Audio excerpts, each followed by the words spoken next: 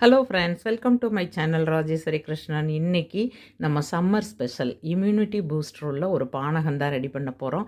அதுக்கு நான் புளி எடுத்து தண்ணியில் ஊற வச்சுக்கிறேன். இதுக்கு சுக்கு, ஏலக்காய், இஞ்சி மூணையும் போட்டு இடிகளில் போட்டு நை நைன்னு நச்சுக்கிறலாம்.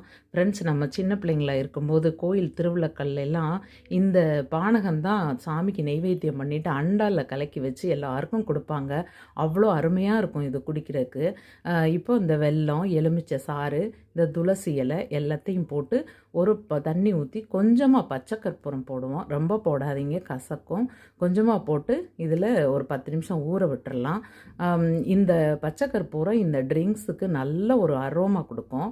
இப்போ இதை எல்லாத்தையும் கலக்கிக்கலாம். கலக்கிட்டு ஒரு டம்ளர் ஒரு கிளாஸ் எடுத்து அதில் ஐஸ் க்யூப்ஸ் போட்டு இதையும் வடிகட்டி குடித்தோன்னா சும்மா நல்ல எனர்ஜெட்டிக்காக இருக்கும். இந்த வெயிலுக்கு ஏற்ற ட்ரிங்க்ஸ் இது.